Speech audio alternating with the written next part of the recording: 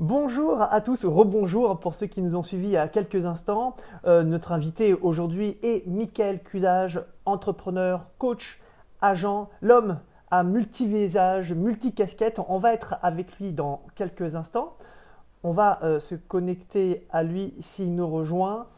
Évidemment, on vous dit à tout de suite. On lance un petit clip de présentation et on revient, je l'espère, avec lui et en image avec Mickaël Cusage. À tout de suite.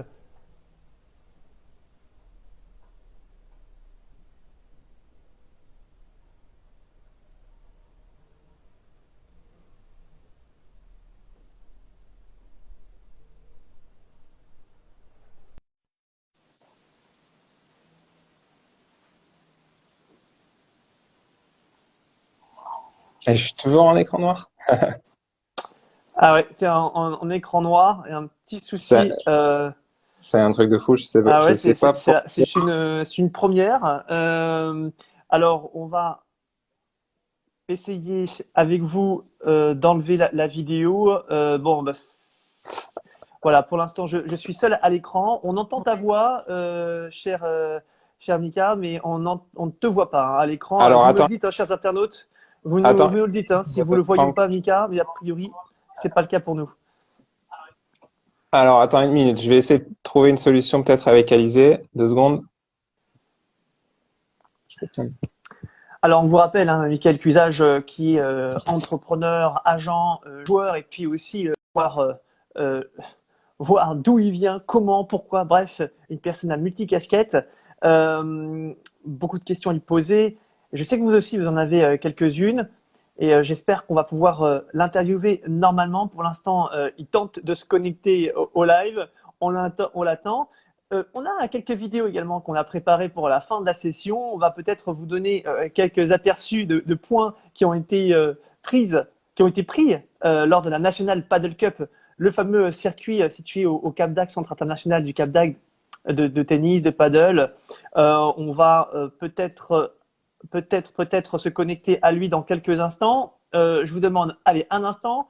Je vous envoie des petits points et on revient dans quelques instants avec Michael Cusage.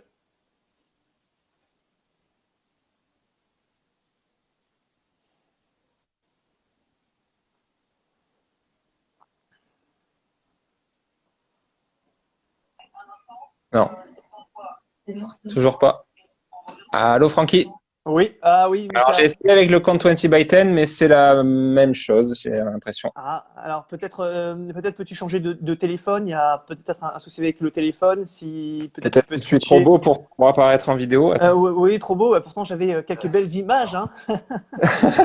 Quelques belles images. Alors pour l'instant, on est en train de voir quelques beaux points justement de la National Paddle Cup. Les gens sont en train d'admirer effectivement avec Tu cet peux me prêter ton exploit. On en téléphone? reparlera un peu plus tard dans l'interview.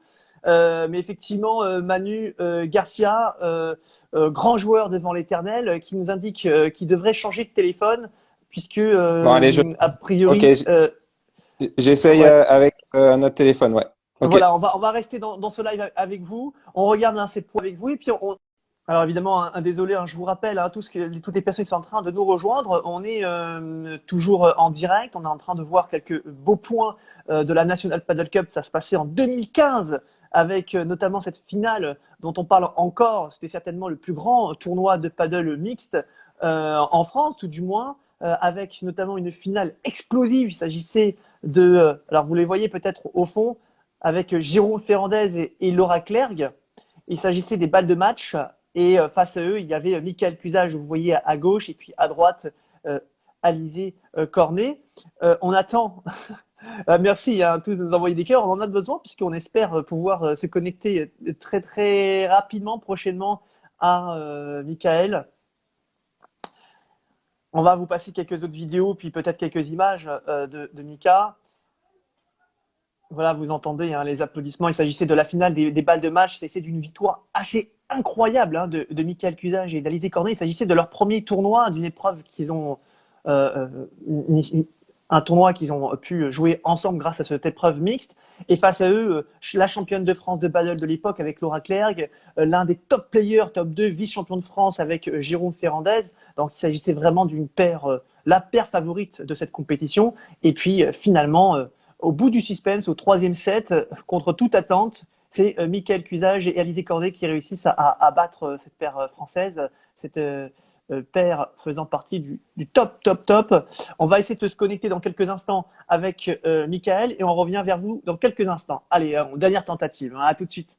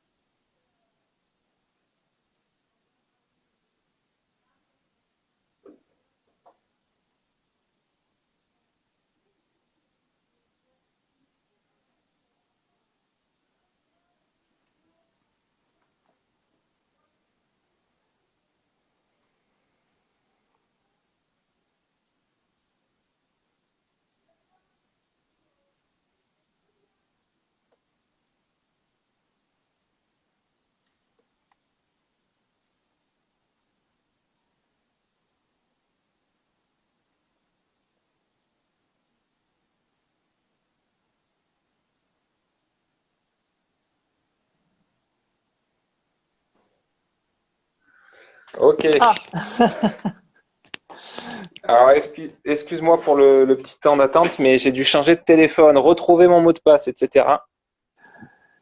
Pas simple. d'accord, eh bien pas de problème, Mickaël, on a eu la chance de voir des points, des superbes points de la National Paddle Cup qui doivent te rappeler de Oula, nombreux souvenirs. les fameux, ouais. Oui, C'était il y a une éternité, ça. c'était il y a une éternité. C'était en 2015, hein. En 2015, et c'est vrai que ça avait été un peu peut-être le match peut-être de la semaine. Et aujourd'hui, on en parle encore puisque vous aviez joué à l'époque face à Jérôme Ferrandez et Laura Clark, hein, champion de France et vice-champion de France. Ouais, C'est tout vrai à qu'on fait. n'avait pas pensé une seule seconde que vous pouviez peut-être passer face à eux. Et puis au bout du suspense, mais ça, on reviendra sur ce sujet un peu plus Allez, tard, Mika. on en reparle tout à l'heure On alors. en parle tout à l'heure, hein. Bon, Ouais, Mika, ça marche. je vois que tu es bien installé. Bonjour Mika. Je vois qu'il y a quelques petites sueurs quand Salut, même, hein. Je sens qu'il y a peut-être un salut portable qui. Francky. Je sens que tu as mis peut-être Écoute, l'autre. Vas-y. ouais, il y a un portable qui est passé par la fenêtre, mais tout va bien. Voilà. Bon. Apparemment, l'Insta Live ne marche pas avec les Huawei. C'est bon à Ah, savoir. bon, que c'est bon à savoir. Écoute, Mika, on va commencer par le début. On va dire que tu es l'homme à plusieurs casquettes. C'est vrai qu'on t'a vu Ouais, déjà ici ou ça me là avec, correspond bien. oui, avec différentes casquettes. On va d'abord te poser la question suivante. Ce confinement, tu le passes où? Tu le passes comment? Comment tu te débrouilles pour poursuivre tes différentes activités? Alors écoute, ce confinement, je le passe tomber le téléphone. Je le passe à Cannes chez moi, dans mon appartement. Et Alors, Mika, si tu es là, on a un problème avec ton téléphone. Euh, on a un problème avec le portable, le deuxième portable de Mika, semble-t-il. Mika qui allait nous expliquer ce qu'il faisait pendant ces heures de confinement. Peut-être se lance-t-il dans la vente de téléphones portables en tant que mécano. Je ne sais pas, il nous le dira. Venir à nous et de nous. Aïe, aïe, aïe. Je crois qu'on va avoir un petit peu de mal aujourd'hui, mais restez parce que sur Paddle Magazine, on fait le maximum pour vous et on va essayer de se battre pour essayer de le récupérer. Mika, si tu nous écoutes, il est temps pour toi de revenir avec un téléphone en bonne et due forme. On t'attend, on est là. Il y a des spectateurs et des spectatrices qui n'attendent que toi. Donc, effectivement, n'hésite pas à revenir vers nous. Allez, on va essayer de se reconnecter au fondateur hein, de 20 by 10, Mickaël Cusage. Mika, si tu nous entends, c'est le moment ou jamais. On espère te revoir à l'écran dans Fra- quelques instants. Francky, Oui. tu veux pas de moi? Tu ne Ah, veux pas écoute, de moi? on fait le maximum. Hein, on fait le maximum. Ah, ben, écoute, j'espère que ça va marcher cette fois. Voilà. Oui, tandis que effectivement, Est-ce, est-ce- quelques commentaires demandent si tu vends des appareils de téléphone portable. Non, mais je vais y penser, je pense. Ouais. Je vais me recycler. Tu vas te recycler, te recycler. Alors, on reparlera, hein. Je trouve que le mot est parfaitement, tu l'as parfaitement bien utilisé par rapport aux circonstances, mais on reviendra par rapport au recyclage. D'abord, on commence par la première question. Ika, tu es où? Tu fais quoi? Et que fais-tu pendant ces heures compliquées liées au confinement? Alors écoute, là je suis à Cannes chez moi, donc dans mon appart.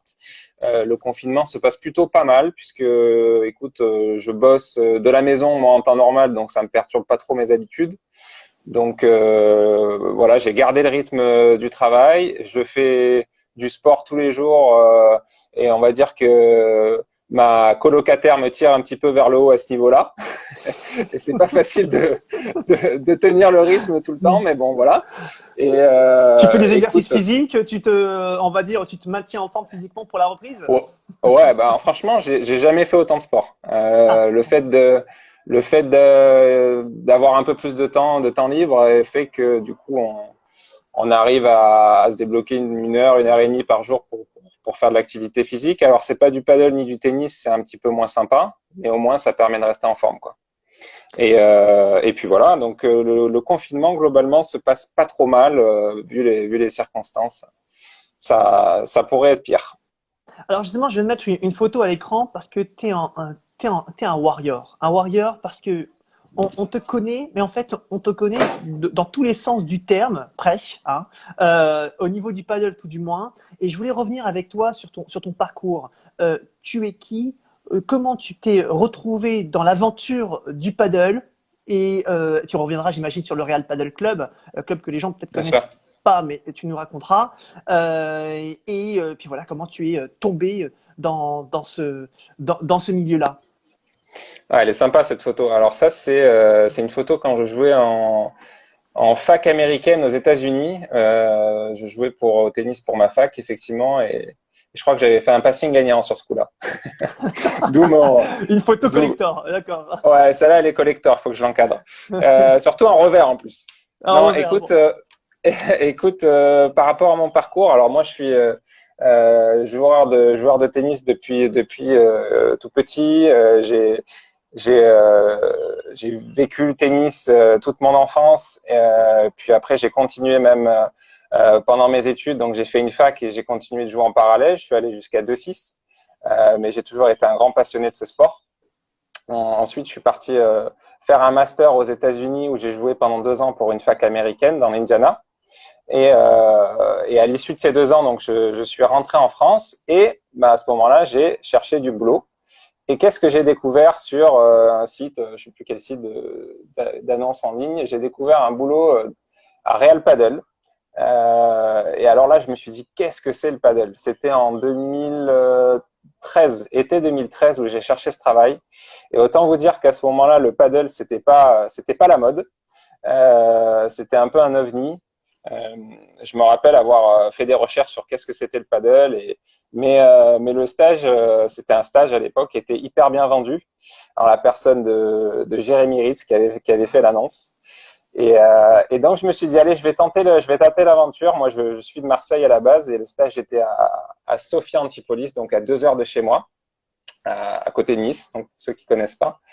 Et donc j'ai pris ma petite voiture, je suis allé faire mon entretien et ouais, ça m'a accroché direct. J'ai accroché au concept, voir les 4 terrains bleus dans un environnement comme ça incroyable.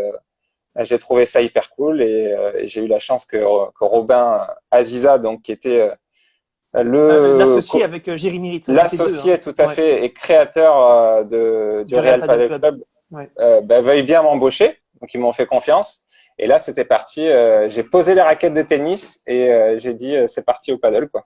Et attends, justement, j'allais y venir. Du jour au lendemain, tu as posé, toi qui es parti aux États-Unis pour jouer au tennis, entre autres, tu reviens, tu déposes la raquette, terminé le tennis, je me lance à fond dans le paddle. C'est ça qui est assez atypique ou assez fou finalement. Ouais, Parce qu'aujourd'hui, tu ne joues plus au tennis, si? ça s'est fait progressivement parce que j'ai pas dit tout de suite allez je pose les raquettes. Bah moi c'est pour le paddle. Mais disons que de fil en aiguille, j'ai de moins en moins joué au tennis. J'ai délaissé la compétition du tennis qui m'intéressait plus trop parce que il y a un côté très très individuel, très solitaire au tennis où on va faire ces tournois le soir à 20 heures. Après le travail, on est fatigué, il fait nuit, il fait froid, on est tout seul, on joue contre un mec qu'on connaît pas et qui est pas forcément sympa. Bon, on connaît la chanson. Tout ça m'a un petit peu fait mettre de côté le tennis et le côté convivial du paddle m'a au contraire plu. Et aujourd'hui, j'ai complètement arrêté les tournois de tennis pour effectivement ne faire que du paddle. Je tape encore de temps en temps comme sparring avec Alizé parce que j'ai un peu maintenu, j'ai réussi à maintenir le niveau pour faire des balles avec elle, mais c'est tout. Tu avais quel niveau dans le tennis pour savoir si J'étais 2-6, D'accord, d'accord, d'accord. un modeste 2-6. Un modeste de 6, mais enfin, néanmoins, tu es parti aux États-Unis pour aller. Donc, j'imagine que tu avais un niveau qui probablement était meilleur que 2,6, non? Écoute, tu sais, j'ai joué dans une division 2 avec une bonne un niveau 2-6, tu peux accéder à une bonne division 2. Ce qui est sûr, c'est que je sais pas si je jouais mieux à ce moment-là, mais quand je suis revenu des États-Unis, je jouais effectivement peut-être mieux que 2-6 parce qu'on jouait énormément là-bas. Mais en partant, tu peux avoir des bourses en étant 2-6. C'est jouable. Euh, Ton aventure, là, on parle que du début. Parce que tu parles du Real Paddle Club, très bien, C'est ça. c'est parti pour l'aventure du paddle. À ce moment-là, tu es enseignant de paddle avec Jérémy Ritz et Robin Ziza au Real Paddle Club. Et puis, C'est ça. que se passe-t-il ensuite? Puisque Dieu sait qu'il y a eu de la route jusqu'à aujourd'hui. C'est ça. En fait, donc l'aventure Real Paddle Club, donc j'ai aidé Jérémy et Robin à manager un petit peu le club et à faire tout ce qu'il peut y avoir à faire dans un club de paddle, de l'événementiel jusqu'à préparer des planchas, en passant par donner des heures effectivement des cours de paddle aux enfants et aux adultes. Et puis après ces 2 ans, j'ai décidé d'arrêter. Alors entre-temps, j'ai rencontré Alizé, ce qui m'a poussé un petit peu à partir sur le circuit, à voyager un petit peu plus. Et j'ai créé Paddle Connexion, qui est une société.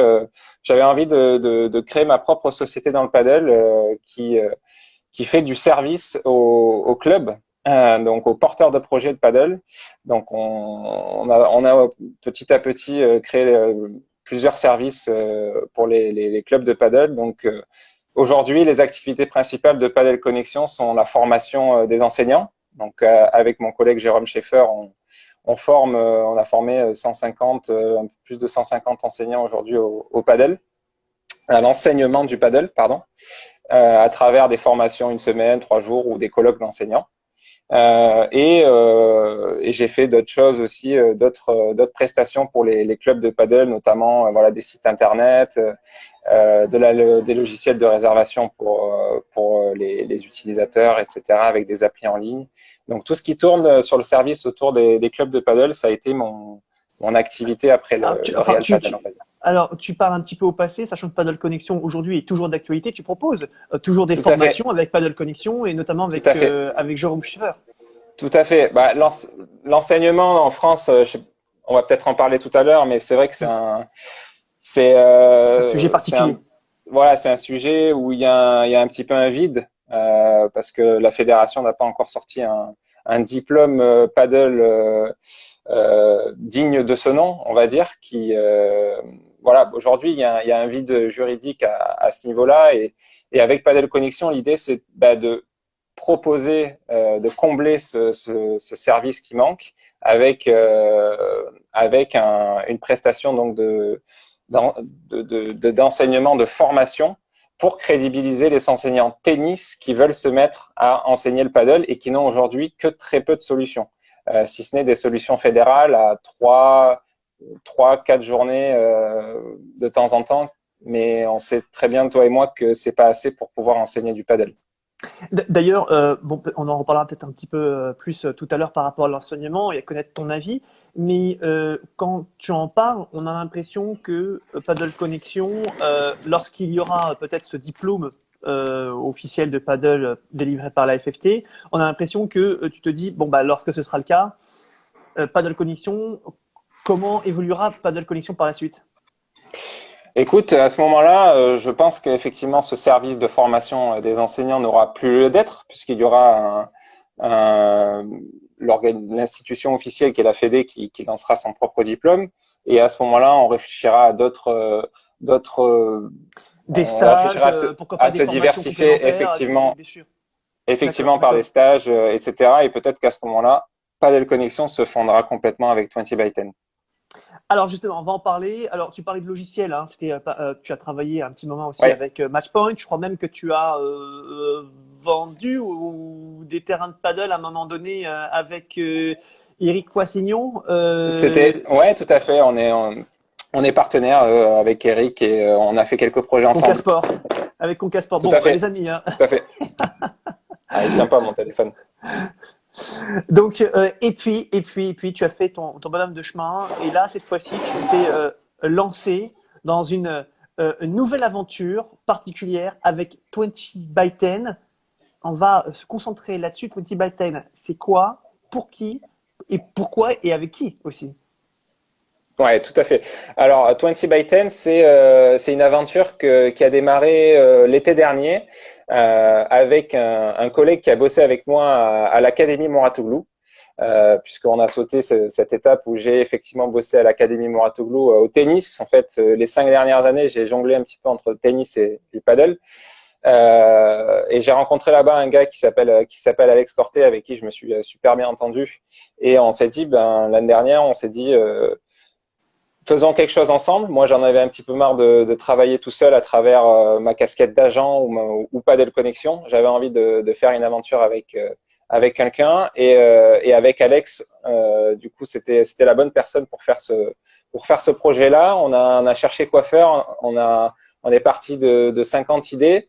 Et Francky, on a même voulu faire Padel Magazine concurrence à un Ah moment oui, donné. d'accord. Non, je déconne. Je Ah, pourquoi déconne. pas, pourquoi pas, hein. Après, quand on a vu à quel point tu travaillais, on a dit non, le Ah mec est bon, injouable. Donc, on a abandonné cette idée rapidement. Et après, du coup, on s'est dit qu'il y avait peut-être un marché sur le textile, une opportunité, pardon, sur le marché du textile dans le padel. Euh, on voyait ce qui se faisait en termes de marque à l'international, en France et à l'international, et on s'est dit, ouais, il y a peut-être une carte à jouer à faire quelque chose d'un peu plus fun, d'un peu plus décalé par rapport à Et un ce qui peu se fait plus écolo actuellement. aussi. Tout à fait. Et donc ce côté fun et décalé, vraiment pensé pour la communauté paddle. Et puis on s'est dit, c'est dans l'air du temps. On avait envie aussi d'apporter notre pierre à l'édifice en ce qui concerne tous les efforts qui sont faits actuellement sur l'écologie. Donc on s'est dit, ok, on va faire quelque chose de fun, décalé et éco-responsable. Et c'est de là qu'est née l'idée de 20 by 10. Alors, tu as parlé d'agents. Alors, c'est vrai que tu as parlé de ça, mais que effectivement, les internautes, j'ai vu un ou deux Ouais, commentaires se poser la question, agent de tennis, agent de joueur, de quoi on parle. Parce ouais, qu'effectivement, tu as une casquette aussi, encore aujourd'hui, d'agent de joueur. Alors, on parle bien de tennis pour l'instant, mais effectivement, agent de paddle, tu me diras si oui ou non c'est quelque chose qui t'intéresse. On a vu qu'ici ou là, avec Robin Aziza, agent, enfin, c'était le cas en tout cas avec Alice Colombon. Est-ce que, voilà, comment est-ce que tu peux nous refaire peut-être un petit détour sur cette partie-là? ouais, bien sûr. Écoute, moi, effectivement, mon vrai métier depuis 3 ans maintenant, c'est d'être agent de joueur de tennis. Pas encore de joueur de paddle, puisque je pense que le marché est encore très petit et je pense que seuls les top joueurs de paddle ont des agents aujourd'hui. Je pense que c'est le top 10 le Ouais. top 10, top 15 mondial qui doit avoir des agents, pas plus. Après, le reste doivent se débrouiller par eux-mêmes pour les contrats, etc. Mais non, je parle bien de joueurs de tennis. Le fait, effectivement, que je rencontre Alizé m'a poussé un petit peu vers le milieu du circuit du tennis professionnel. Et j'ai donc effectivement commencé à être l'agent d'Alizé Cornet. Et par le circuit, je m'occupe aussi d'une autre joueuse qui s'appelle Michaela Bozarnescu, qui était top 20 l'année dernière. Et j'ai commencé à m'occuper récemment d'un jeune qui sort d'université américaine qui s'appelle Thomas Laurent, qui est 450 à l'ATP. Voilà, donc 3 joueurs, ça me suffit largement. Je préfère faire dans la qualité que dans la quantité. Alors, on va répondre à toutes vos questions à la fin de l'interview, mais enfin, bon, on va quand même répondre à celle-ci puisqu'elles correspondent au thème qu'on aborde. Ouais. Alors, avant de répondre à une très bonne question, d'ailleurs, de deux personnes, Vind et Loris, je crois, qui demandaient pourquoi 20 by 10, ça on en parlera juste après. Pour finir sur la partie agent, ça exige de quoi pour être agent? Faut croire que ça intéresse plus d'un. Peut-être que parmi vous, il y en a qui veulent devenir agent. Tu leur dis quoi à ces personnes-là? Alors, ça exige quoi? C'est ça la question, ça exige quoi pour être agent? Ouais. Euh, pour être agent, ça exige déjà du temps, parce que il faut s'investir. Il faut pas avoir peur de compter son temps, puisque c'est beaucoup de choses, beaucoup de travail qui n'est pas forcément rémunéré tout de suite. C'est beaucoup d'investissement sur le long terme, de paris sur la suite. Par exemple, prendre un jeune joueur. Au départ, on parie sur lui, on passe beaucoup de temps à lui négocier des contrats, à rencontrer, à faire des rendez-vous pour lui, pour des structures d'entraînement, pour des coachs, pour des physios, etc. Et on ne sait pas ce que ça va donner par la suite. C'est un pari. Donc j'ai envie de dire qu'il faut avoir un côté joueur un petit peu pour être agent, un côté passionné aussi parce qu'il ne faut pas compter ses heures. Et il faut surtout avoir, je pense, il faut quand même avoir de la bienveillance par rapport à qui on s'occupe. Il faut vraiment chercher en permanence qu'est-ce qui est le mieux pour son joueur. Voilà. Et chaque décision doit tourner autour de ça. Alors, je sais pas si peut-être tu peux le dire, pas dire. Pour conclure sur ce sujet, puisqu'on va pas rester longtemps, on va pas rester non plus Ouais. 110 ans sur ce sujet, mais il faut croire qu'il intéresse. Il y a une autre personne qui me demande si on peut gagner sa vie avec des gens qui sont méconnus. Alors, avec des gens connus, peut-être que c'est déjà compliqué, mais avec des gens effectivement qui sont Ça dépend. méconnus. Bon. Ça dépend ce qu'on entend par méconnu. Si méconnu, c'est top 200, 150 même à 150, top 150, top 200, c'est quand même des joueurs qui gagnent un petit peu d'argent. Et oui, on, on peut gagner un petit peu d'argent par les commissions à ce niveau-là. Si méconnu, c'est, je sais pas, des joueurs qui débutent sur le circuit, c'est en général assez compliqué de gagner sa vie, de gagner un salaire. C'est des fois, il faut avoir beaucoup de joueurs pour pouvoir gagner sa vie, comme tu dis, avec des joueurs de ce niveau-là. Allez, on va switcher, on va reprendre le fil avec 20 by 10, puisqu'on parlait de ça il y a quelques instants. J'ai vu une question concernant 20 by 10. Pourquoi? Alors, j'ai vu Alex répondre à la question, mais peut-être que Alex, il a l'affût. Ah oui, il a l'affût. Pourquoi 20 by 10? Alors, pourquoi 20 by 10? Francky, toi, t'avais deviné ou pas? Je crois que tout est dit dans le titre, il me semble, non? Ah, quand même. Tout est dit dans la marque, il me semble. J'en attendais pas moins. Non, effectivement, 20 by 10, parce que quand on cherchait nos noms, on s'est dit, tiens, ça pourrait être sympa de faire quelque chose d'un peu mathématique, d'un peu visuel.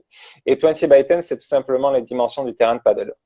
Alors, 20 par 10. Oui, alors 20 par 10. Alors, Vind nous dit finalement, ah oui, le fameux Beatty Pordiès, pourquoi du coup pas l'avoir appelé Beitty Pordiès? Puisque le sport reste principalement espagnol. Tout à fait. Ouais, le sport est principalement espagnol, mais 20 by 10 sera une marque internationale à dominance anglophone. D'où notre Oui, c'est l'ambition. envie. L'ambition, c'est pas que la France, c'est presque même surtout l'international. Voilà, l'ambition, c'est ni la France ni l'Espagne, c'est parler à la communauté internationale du paddle. Et pour parler à une communauté internationale, rien de mieux que l'anglais. C'est pour ça qu'on fait toute notre communication en anglais et que 20 by 10 est en anglais. Bon, je crois que vous avez à peu près, je pense qu'on a fait à peu près le tour. Si vous avez d'autres questions concernant 20 by 10, n'hésitez pas. On va clore le sujet pour aller sur la partie l'avis du joueur, l'avis du coach, l'avis de l'agent, l'avis de l'entrepreneur, 20 by 10, l'avis. Bref, vous avez vu toutes les casquettes de Michael. si vous avez d'autres questions, peut-être. Alors, je pensais que c'était des notes de classe. Ah bon, ok, Tony. Bon, ok, bon, Alors, bon, si tu as 20 sur 10 à ton cours de maths, tu étais très très fort. oui. On aime votre humour, hein, on aime votre humour. Mais si vous en avez d'autres, n'hésitez pas. On va juste pour conclure. Aujourd'hui, on peut commander directement en ligne. Tu as un site internet qui est une plateforme et aujourd'hui, tu as plusieurs modèles. On peut aller commander directement sur le site 20 by 10. On est bien d'accord? Exactement, le site est en ligne depuis la fin ou le mi-mars, depuis le mois de mars, depuis voilà, quelques semaines maintenant. Il est disponible en français, en anglais et en espagnol et la boutique en ligne est ouverte. Donc vous pouvez d'ores et déjà Et, commander et je crois que et on ça commence fait déjà. Hein. Je crois que ça commence déjà. Ça, hein, on est tout à plutôt fait, ça content de votre commence. départ. Hein, ouais. Ouais. Ça commence, ouais, tout à fait. Bah, alors, la situation Ouais. avec le Covid N'aide pas. euh, n'aide pas, fait qu'on a dû retarder notre départ par rapport à la réception de la marchandise et des choses qu'on fait imprimer à côté de chez nous à Nice, où il manquait des étiquettes, les étiquettes brodées sur les manches. Aujourd'hui, tout est rentré dans l'ordre et effectivement, les commandes sont ouvertes et on peut livrer à domicile, même vu la situation actuelle avec le coronavirus. Notre boutique en ligne fonctionne et nos livraisons fonctionnent. Boutique en ligne, les livraisons fonctionnent. Je crois même qu'on peut commander, je crois par Facebook. Ah oui, Monsieur grâce à Alex, Alex qui a fait ouais. un gros travail sur la boutique en ligne Facebook aujourd'hui. On Voilà, l'embrasse. donc on lui passe le bonjour. Et puis vous avez actuellement moins 15% des réductions, mais exclusivement pour Manu Garcia. Manu Ah, Garcia qui se... exclusivement pour Manu Garcia, Ah, oui. paraît-il, je sais pas, je pose la On question. peut lui créer un code promo avec son nom et prénom s'il veut, hein. Bon, on va maintenant parler également, Alors on va attends, il y a une dire, dernière question sur 20 by 10. Tu fais une partie sportive et une partie classe. Je pense qu'il parle des collections. ah, peut-être, Quelle, ouais. pardon, Chloé, qu'elle parle des collections. Donc effectivement, on a une collection lifestyle et une collection paddlewear. La collection lifestyle, c'est du coton bio. C'est du coton bio imprimé à Nice, côté de chez nous. Donc j'en porte un en ce moment. Donc c'est des messages toujours du paddle. Donc là, c'est Puntaco, par exemple. D'accord. Des messages du paddle. Mika, je me permets de t'arrêter. On Ouais, voit l'écran ne pas arrêter de bouger et on a du mal à t'entendre correctement. Donc, s'il y a moyen de stabiliser le d'accord. téléphone, c'est vraiment l'idéal. Si tu le Ah bah peux, écoute, je vais le faire. on est désolé. Alors, est-ce qu'il y aura une collection Paddle Magazine? Bah, effectivement, c'est une bonne idée. On va se mettre, on va voir avec Mika ce qu'on peut faire, un truc 100% éco. Et oui, effectivement, oui. Parce que vous le savez peut-être, on en a déjà parlé. L'originalité également de Twitching by Ten, c'est l'écologie. Ce sont des t-shirts éco-responsables et on va lui poser la question, c'est quoi un t-shirt éco-responsable? Alors, on lui posera la question quand Ouais, l'image sera stabilisée parce que là, c'est un peu compliqué puis on t'entend ah, assez mal, Mika. c'est ta Donc, faute, hein, Franck, hein. oui, ah, bah, c'est toujours ma faute. Hein, c'est toujours. Euh, Alors, hop, voilà, on est bien, hein. Ah, on est parfait. On est parfait. Alors, peut-être une question, on va dire, enfin, également sérieuse, ce sont des t-shirts un peu particuliers puisqu'ils sont éco-responsables. Ça veut dire quoi? Alors, éco-responsable, c'est effectivement le principe, le but du jeu, c'est de limiter au maximum l'empreinte carbone. Le textile, c'est, c'est juste un montant énorme, une part de responsabilité énorme dans tout ce qui se passe aujourd'hui au niveau climatique, le réchauffement climatique, etc. Le textile, voilà, c'est un enjeu hyper important à ce niveau-là. Et donc, du coup, l'enjeu avec un vêtement éco-responsable, c'est limiter l'empreinte carbone. C'est un, faire des circuits courts et deux, utiliser des matières un peu plus nobles, moins traitées, etc. Donc, c'est ce qu'on essaie de faire avec 20 by 10. Aujourd'hui, on a la collection Paddle Lifestyle qui est en coton bio et qu'on fait imprimer dans un petit atelier avec des artisans à côté de chez nous. Donc, c'est cousu main, etc. Et on a D'accord. une collection paddlewear qui est en fibre synthétique et qu'on va bientôt passer en polyester recyclé. Donc les t-shirts seront carrément faits à partir de bouteilles plastiques recyclées. Le but du jeu, nous, c'est d'aller le plus possible, le plus loin possible dans cette démarche éco-responsable et de limiter notre empreinte carbone en faisant nos collections. Écoute, on va clore sur cette partie-là. Je pense que, alors, pour information, hein, vous pourrez donc aller directement sur le site internet 20 by 10, également sur la page Facebook grâce au travail énorme de l'associé Alex Corté. Tout à fait. Alors bon, allez, il y a eu quelques petites blagues, j'imagine. Il y en a certains qui parlent de Pépito, j'ai vu ça quelque part. Est-ce qu'il y aura une gamme Pépito? Monsieur Christian Collant qui dit c'est ça. Bon, pourquoi pas? Faut dire que c'est une vidéo que vous pourrez revoir ici ou là, qui a fait fureur. Et puis, est-ce qu'il y aura une collection? J'ai pas vu une collection Paddle Magazine. Alors, écoutez, pourquoi pas?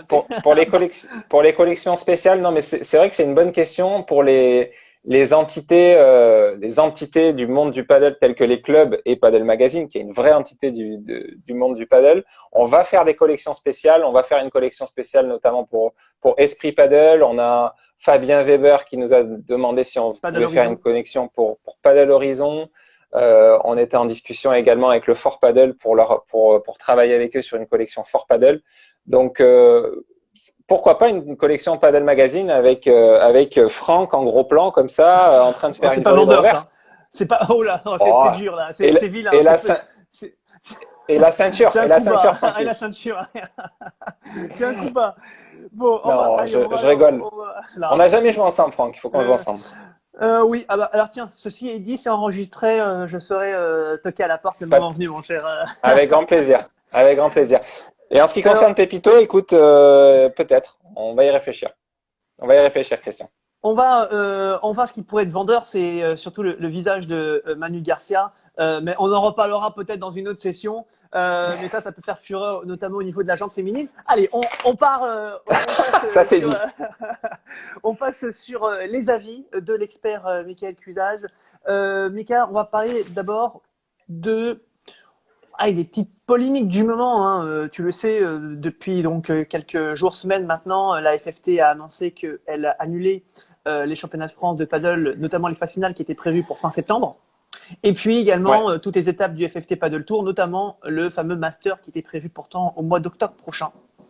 Et il y a eu effectivement de nombreux intervenants dans le monde du paddle, je pense à des clubs ou à des joueurs qui ont dit est-ce qu'ils n'auraient pas dû plutôt dire on reporte, on voit ça, mais le fait d'annuler, c'est quand même assez, ça fait parler du coup énormément. Tu en penses quoi? Tu aurais fait quoi toi? Tu aurais fait quoi? Voilà. Écoute, j'ai envie de te dire, le contexte est compliqué pour tout le monde. Et le paddle, la FFT, le tennis, le paddle n'en réchappe pas. Je suis un peu attristé de cette décision, mais ce que ça veut dire, ça veut juste dire qu'ils ont, je pense qu'ils ont vu la complexité d'organiser, par exemple, des championnats de France avec la situation actuelle. On sait que les championnats de France passent par des qualifications régionales qui devaient avoir lieu, si je me trompe pas, le mois prochain ou en juin. Sachant que les phases départementales devaient débuter même prochainement, donc c'était pas évident. Ouais, donc très bientôt, vu le discours Est-ce qu'on pouvait pas adapter par rapport à cette, tu l'as dit, situation inédite? On voit Manu Garcia, et il y en a d'autres d'ailleurs qui pensent la même chose. Catastrophe nucléaire, les amis, on vient de reperdre Michael Cusage. On va essayer de revenir avec lui dans quelques instants. Mika, si tu nous entends, c'est le moment de revenir à nous sur. Il a pas osé répondre à nos questions, mais on va essayer de revenir avec lui dans quelques instants. Mika, si tu nous entends. Ouais. Écoute. C'est la malédiction. C'est la malédiction. Allez, c'est pas grave. On poursuit peut-être sur ce thème. Ouais. Il faut que j'arrive à mettre le téléphone. Voilà. Donc je te disais juste Alors, oui, certains, tu me disais, pardon, que les phases de… on parlait des championnats de France, on parlait des étapes du FFT Paddle Tour, sachant que nous avons des commentaires là, en ce moment. Il y en a qui disent qu'il fallait changer de date, pourquoi pas. D'autres qui disent que c'est une décision trop forte. D'autres qui disent pourquoi pas proposer une formule un peu inédite par rapport à une situation inédite. Mais là, tout supprimer, c'est un peu difficile. Encaisser, quitte à suspendre et puis à voir comment les choses évoluent. Toi, ton avis par rapport à ça? Moi, mon avis, c'est que les championnats de France, c'est les championnats de France et ça doit être organisé comme tel, c'est-à-dire par des phases départementales et régionales, et que si ces phases ne peuvent pas avoir lieu pour des raisons de crise sanitaire, je pense que le championnat de France ne peut pas avoir lieu dans sa globalité. Et Dieu sait que je suis pas tout le temps d'accord avec les décisions fédérales, mais là, pour le coup, je pense qu'il faut voir au-delà de notre nombril et de se dire oui, on aurait pu faire ci, on aurait pu faire ça, mais effectivement, j'entends certains joueurs qui disent on aurait pu faire ça sous forme de tournoi, de tableau. Ok, mais dans ce cas-là, ça revient à faire un P1000. Enfin, quelle serait la différence du coup avec un P1000? Chacun rentrerait avec son classement. Et On a vu quelques personnes, bon, on ne citera pas, mais en tout cas des personnes expliquer par exemple un départ, il y a il y a des tas de compétitions, des tas de fédérations qui proposent parfois des championnats de France avec des départs en ligne. Il y a des compétitions aujourd'hui avec des tournois qui durent non pas 3 jours mais qui sont sur 5 jours. On a vu aujourd'hui, il y a plein de méthodes avec des systèmes de poules. Pourquoi pas prendre les top 100 français? On a entendu aussi des gens dire, bah, de toute manière, d'un championnat de France à l'autre, au final, globalement, à part quelques régions où, on va dire, qui passent entre les mailles du filet, mais ce sont toujours les meilleurs joueurs français qui sont dans le tableau principal. Finalement, à cause de quelques joueurs, à cause, c'est pas le terme, hein, mais finalement, parce qu'on veut absolument garder ce modèle-là, finalement, c'est tout le monde qui trinque. Et toi, voilà, par rapport à ça, tu penses quoi? bah, comme je te le disais, pour moi, alors, la seule manière peut-être alternative d'organiser ce championnat de France aurait peut-être été de prendre les meilleurs au classement de chaque région. Il faut que ça reste par région. La qualification doit se faire par région, sinon c'est plus un championnat de France, c'est un tournoi, c'est un tableau. D'accord. Et enfin, moi c'est comme ça que je le vois. C'est ce qui fait toute la différence entre un P2000 et un championnat de France. C'est que pour gagner sa place, on s'est qualifié dans sa région, on a battu les meilleurs de sa région, et puis oui, ça fait des écarts de niveau entre telle et telle région, mais c'est ce qui fait toute la beauté de ce championnat de France et c'est typique de ce championnat de France. Et donc du coup, peut-être effectivement faire des poules par région, les faire s'affronter les meilleurs de chaque région, et ensuite faire un tableau final à partir de là. D'accord. Non, mais écoute, ok, hein, c'est bon. Alors c'est vrai que ça, c'est un sujet, à mon avis, dont on risque de débattre dans les chaumières ici ou là encore un petit moment. Maintenant, pourquoi pas? Enfin, moi, je me dis pourquoi pas une surprise à FFT, une surprise, pourquoi pas à nous proposer sur ce second semestre, si les choses s'améliorent, des surprises, des belles compétitions, vu que ça pousse beaucoup. On ne sait jamais. On va poursuivre, on va changer de sujet, on va parler de l'enseignement. L'enseignement paddle, pour toi, l'avenir du paddle français et l'enseignement du paddle, c'est quoi? Et comment ça pourrait fonctionner? L'enseignement du paddle. Écoute, je sais que… Alors attends, parce que je regarde la batterie. Ouais, c'est bon, on est bon. L'enseignement du paddle en France, je sais qu'il y a un chantier là-dessus, qu'il y a plusieurs personnes qui sont en train de travailler dessus, et ça fait un moment qu'elles sont dessus d'ailleurs. Mais tes idées, les idées que tu pourrais apporter, pour toi, qu'est-ce que tu aimerais voir dans ce diplôme? Moi, toi qui avec Paddle Collection a une grosse expertise à ce niveau-là, qu'est-ce que tu pourrais, quelles seraient les billes que tu pourrais, par exemple, fournir à la FFT, ou tes idées éventuellement que tu aimerais revoir, on va dire, pour l'année prochaine, puisqu'on nous parle de 2021 pour des diplômes de paddle. Ouais, tout à fait. Alors, moi, ce que j'aimerais vraiment voir le plus dans ces cahiers des charges, dans ces écrits qui vont sortir, c'est s'inspirer de ce qui se fait en Espagne. Il faut être humble à ce niveau-là. Il faut avoir de l'humilité sur sur notre niveau de paddle en France et le développement du paddle en France. Et la réalité, c'est qu'on est loin, loin derrière l'Espagne et qu'on a beaucoup de choses à apprendre d'eux. Donc, j'aimerais beaucoup voir des enseignants espagnols qui interviennent dans les clubs FFT, dans les clubs de paddle. J'aimerais voir des aides de la Fédé à ce niveau-là. J'aimerais voir la Fédé qui effectivement autorise ces Espagnols qui n'auront pas de diplôme français, de par leur expérience là-bas, à peut-être enseigner en France, parce qu'aujourd'hui, ça, c'est un réel problème. Qu'est-ce qu'on fait de tous ces joueurs, de ces ex-joueurs pro ou de ces coachs espagnols? Mais c'est pas un problème lié au paddle, c'est un problème pour le coup général. Il me semble que dans le tennis, c'est à peu près pareil. Sauf que dans le tennis, il y a des diplômes. Oui, en France, oui. Pour enseigner à l'échelle FFT, oui, mais tu as des diplômes comme le PTR qui sont des diplômes internationaux et qui permettent aujourd'hui d'enseigner dans certains clubs en France aussi. Moi, je sais pas sous quelle forme il le ferait. Il faudrait le faire, mais il faut s'inspirer de l'enseignement en Espagne. C'est une certitude. Okay. Et ensuite, la deuxième chose sur l'enseignement, le plus possible mettre les enseignants sur le terrain. C'est ce qu'on essaie de faire avec Jérôme et Paddle Connexion, c'est la pratique, parce que le paddle est tellement un sport différent du tennis qu'il faut être sur le terrain pour le comprendre ses clés et les assimiler. Allez, enseignement sur le terrain, ce sont tes mots. Et puis peut-être que je vais reprendre les mots. Alors j'ai vu la phrase, mais j'ai pas vu d'où elle venait. Plus de profs de paddle et moins de profs de tennis sur les terrains de paddle. Quand ce commentaire est passé, toi, tu vois ça comment? Parce qu'aujourd'hui, quand même, dans le top français, on voit principalement des joueurs provenir du tennis et être au top. Je pense aussi à des joueurs professionnels ou des anciens joueurs de tennis. Aller dans le paddle est très bien joué, même si pour certains, ils ne sont pas dans le circuit World Paddle Tour. Ouais, tout à fait. Bah, c'est la logique qui veut que, effectivement, les bons joueurs de tennis ont des facilités à se mettre au paddle, des facilités techniques, physiques, dans la compréhension du jeu, etc.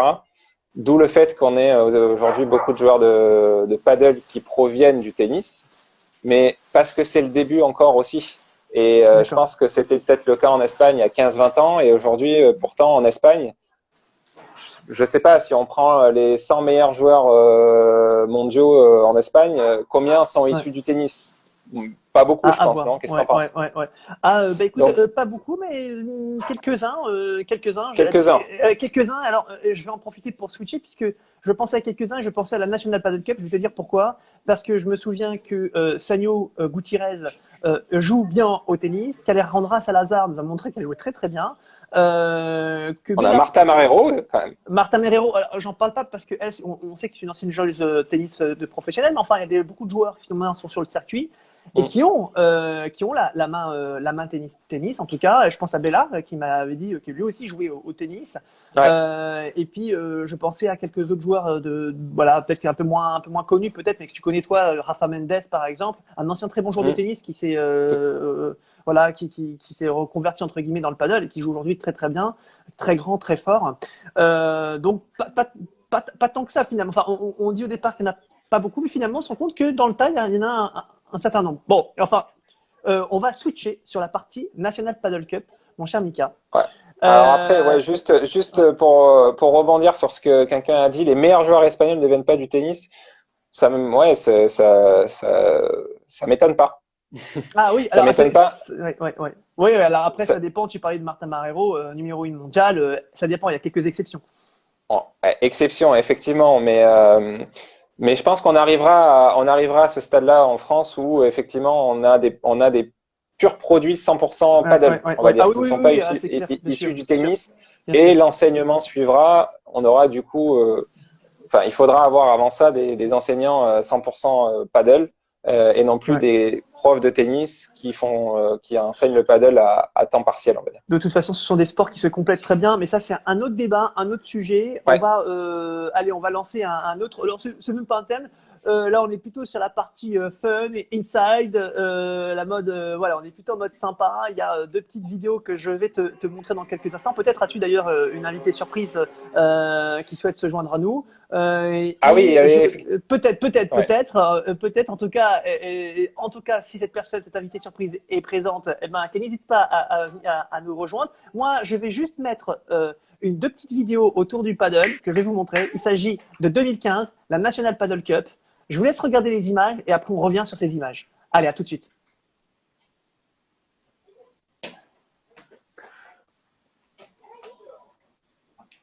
Donc il s'agit de la National Paddle Cup C'est 2015, beau ce que un tu nous tournoi montres là. mixte, tournoi mixte, grande épreuve. D'ailleurs certainement, je Ouais. crois, hein, tu me diras si c'est, mais je crois que c'est la Je plus vois grande pas, épreuve mixte de paddle. Ouais, tu vois pas très bien peut-être, vous voyez un petit peu. Il s'agit donc de.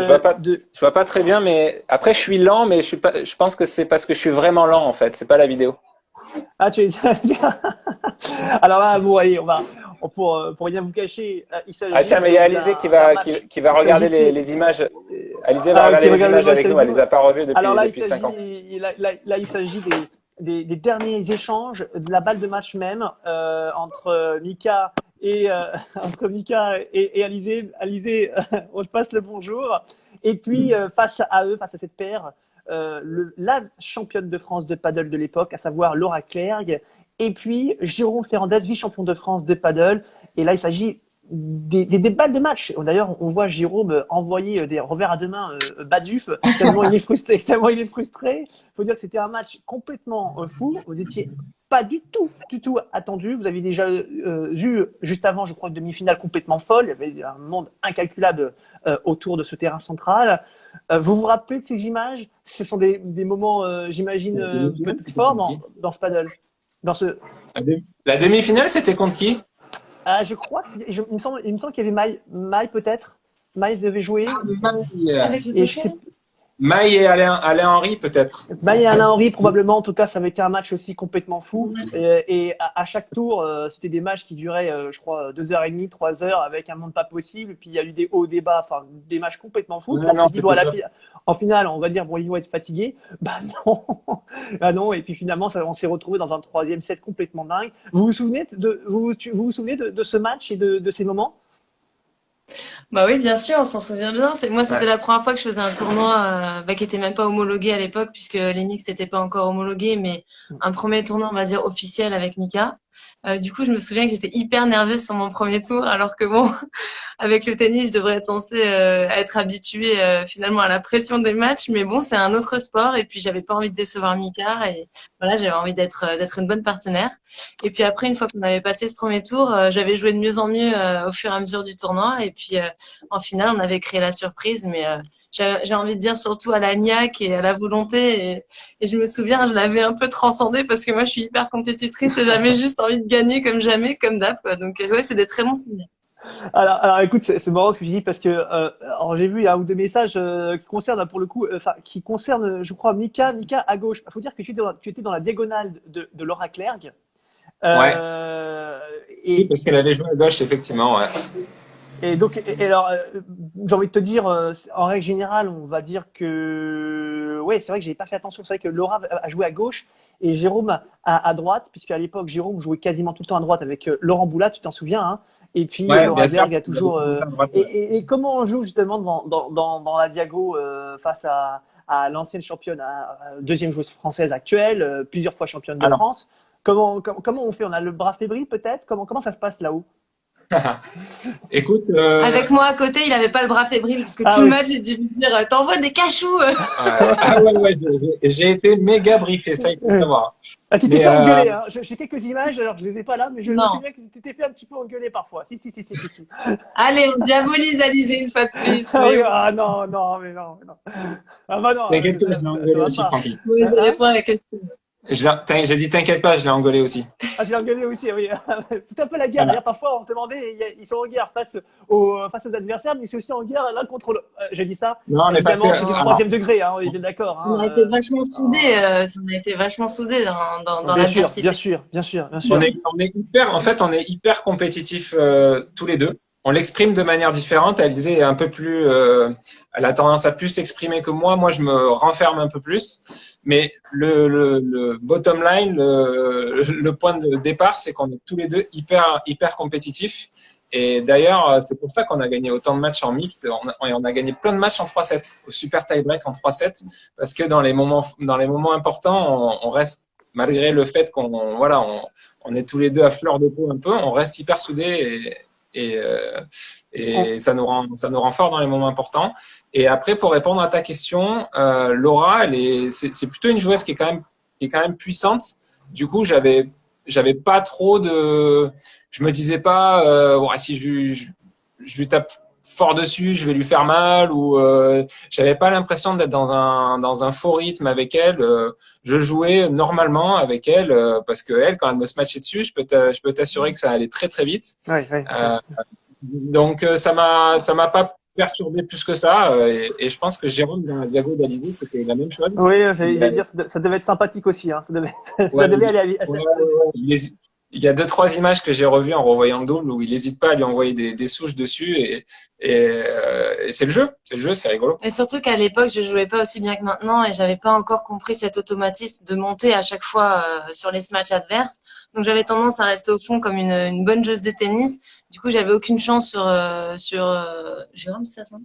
Sur Jérôme de pouvoir défendre. Je pense que maintenant, j'aurais peut-être des meilleurs réflexes. C'était il y a déjà 5 ans. Donc, c'est à combien de temps cette histoire-là? C'était en 2015, ouais, c'était il y a 5 ans. Wow, ça me rajeunit pas. Je pense que 5 ans plus tard, avec 5 ans de pratique de paddle en plus, il y a des choses que je fais mieux maintenant. Quand même. Alors, vous êtes plusieurs à poser quelques questions sur est-ce que vous êtes ça pourrait faire une dream team tous les deux sur les futurs championnats mixtes de paddle en France. Ah, ça j'en suis certain. Ça d'ailleurs la preuve les résultats. Et puis vous avez aussi d'autres. C'est pas encore d'actualité, ça, hein, les championnats justement, de France. c'est une question qui est posée. Est-ce qu'il y aura des championnats de France de paddle mixte? En tout cas, aujourd'hui, les épreuves de paddle mixte homologuées, ça existe. Il y a un vrai classement. Est-ce qu'il y a des championnats de France? Non. Mais bon, il y en a beaucoup qui poussent. Et c'est vrai que pour le paddle, on a envie de dire, c'est bien un sport où il pourrait y avoir ça. Et donc c'est un autre. Je sais même que sur le World Paddle Tour, c'est un sujet. C'est un sujet sur le World Paddle Tour. Hein. C'est un véritable sujet. Les joueurs, en tout cas, ne seraient pas contre. Un peu comme dans le tennis, où il y a des épreuves mixtes de tennis. Dans le paddle, pour l'instant, alors que on va dire, c'est vraiment un sport fait pour ça. Pour l'instant, dans le World Paddle Tour, il n'y a pas. Alors pourquoi pas un jour des épreuves, des championnats, etc., etc.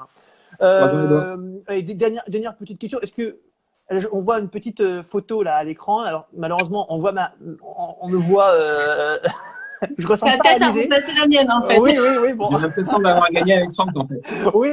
Écoute, on pourra dire que moi, j'ai gagné peut-être une compétition, peu n'importe laquelle. Il s'agissait de l'Open de France de paddle mixte, place du Capitole à Toulouse. Là aussi, un moment assez incroyable. On peut dire que dans le paddle, vous avez vécu des moments incroyables, et on va dire entre la National Paddle Cup et l'Open de France, ce sont des moments assez sympa, même qu'on garde dans la mémoire. En mémoire. Ouais, vas-y. Ouais, non, très sympa, très sympa. D'ailleurs, la coupe, on l'a toujours, elle est sur le meuble, et à chaque fois, on y pense quand on passe devant. Non, mais c'est sûr, moi, j'ai eu des grandes émotions sportives grâce à ma carrière tennistique. Mais malgré tout, quand je suis sur un tournoi de paddle avec Mika, je me prends vachement au jeu.